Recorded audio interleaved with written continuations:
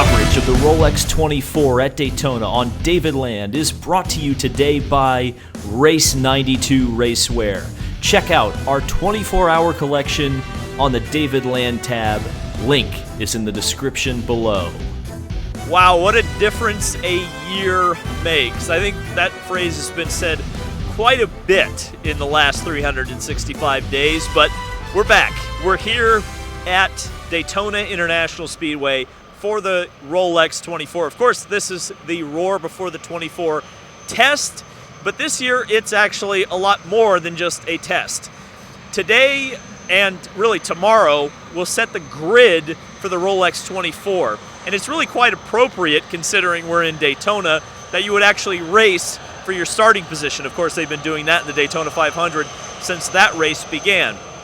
But tomorrow is going to be very, very interesting because they're running a qualifying race. I think it's around an hour and a half. I could be wrong. It might be a little longer. It might be a little shorter than that. And it could be a glorious disaster. We're going to have to wait and see because, quite honestly, I'm not sure how it's going to play out. It could be extremely boring, or there could be a lot of long nights for crew members as they put their cars back together for the 24. Obviously, to me, this year is much better than last year for the 24, or speaking about the 24, because the entry list is so much more robust. Originally there were going to be 50 cars. We're now down to 49 because there was a coronavirus issue with Ted Pappas and the Black Swan Porsche, but still an incredibly strong, incredibly robust field of cars. It's really exciting.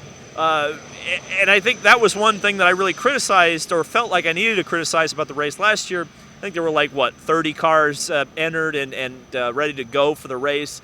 That, for a 24-hour endurance race, the cars just get too spread out, and if you have any kind of attrition, it doesn't work out very well. So let's talk about each of the classes, just kind of give you some musings and some initial thoughts as we kind of lead into the week going into the 24. So Daytona Prototype International, that's a class that obviously is going to be going for the overall win unless something truly spectacular happens.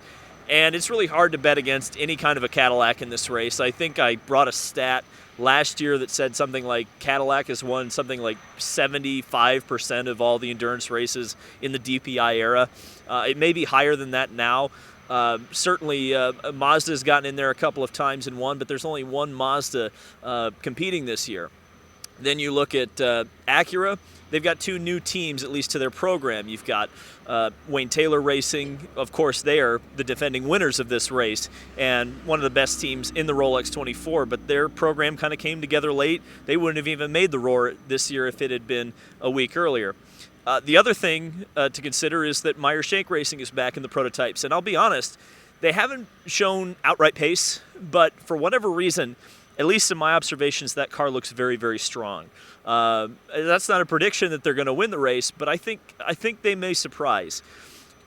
Chip Ganassi Racing is back, and they're right back on form. In fact, in this session we just ran, they were the fastest. Not really a surprise if you've been paying attention, and certainly for a fairly, I think you can consider that a factory Cadillac entry. That is going to be a very, very strong entry. Okay, let's talk a little bit about the Cup guys, because the Cup guys are what a lot of people are going to be clicking on this video and wanting to find out about. And of course, two of those guys are in the DPI ranks. Of course, we've got Jim Jam himself, Jimmie Johnson, car number 48, both drivers racing for Action Express Racing. Jimmie in the 48 Ally Bank car, and then Chase Elliott in the 31 Action Express car. Whelen Engineering, the sponsor on that one. And of course, in the LMP2 division, you also have in the Rick Ware Racing, Eurasia Motorsport, Ligier, that's a mouthful. You have Austin Dillon. And I'll say this, you can tell when Austin is in the car, you can tell when Jimmie's in the car. It's not to say that they are bad drivers, and certainly I don't think that by any stretch of the imagination, but you can just tell they have inexperience with these type of cars. What's really impressed me has been Chase Elliott. Chase Elliott's teammates in that 31 are some of the best sports car racers in this world. And I have not really seen the 31 go out there and be way off the pace, or even kind of, I look at it and say, yeah, Chase Elliott's in the 31. He blends in really well. Those are high marks, people. I really think, I've really been impressed with the way Chase Elliott has been so far, because and that definitely spells, I think, disaster for the competition, because even if your kind of star driver coming in off the bench is on that pace, the 31 may be extremely strong in the race.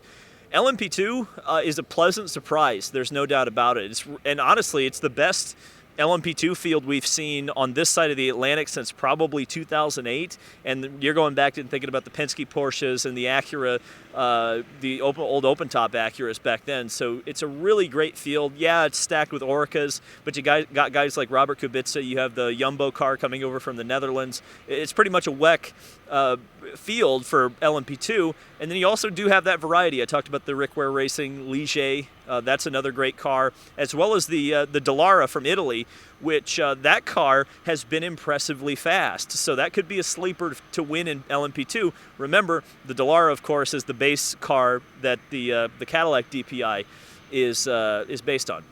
So LMP3, that's the new class this year, and I'm kind of coming up with this, or I keep saying this, and I feel like it's unfortunately going to be true in the race. LMP3, look at how many cars are in LMP3, and then realize that is equal to or greater than, or that number will be equal to or greater than or less than the amount of full course yellows in the race, which is to say, LMP3 is a little bit like really bad ice skating, it seems. And what kind of makes matters worse is that pace-wise, they're right with the GTLM cars, which is kind of what I think a lot of insiders feared happening, and it seems like it's happening right now. So, and kind of looking at the Prototype Challenge race today, which was run with the same machinery that you're going to see in the LMP3 division in the Rolex 24, it was definitely a bit of a bleep show. There were a lot of cars spinning off. There was, at one point, a car crashed under the yellow flag where it just speared off straight into the wall. Go Motel 6, I guess. Yeah, LMP3, unfortunately, I think it's going to be a bit of a lull cow. It's kind of like the return of LMPC, unfortunately. And that also means, unfortunately, for GTLM, they're going to have a lot of jam cars to deal with. GTLM-wise, I wouldn't bet against BMW. Their car seems to really suit this track, and outside of a reliability issue last year, which unfortunately kind of bit Colton Herta's car, I think that the BMWs are going to be strong. Of course, Corvette was on an absolute tear last year, but it's also nice to see WeatherTech be able to bring the 911 RSRs back into the fold. We were worried that those cars were just going to go away completely. There's one of those here. Now, of course, it's a privateer GTLM entry. It's not a factory effort. It's with Proton, Felbermeyer Proton, along with the WeatherTech team. So it's really not a true factory effort. And of course, Risi Competizione is also here with the Ferrari.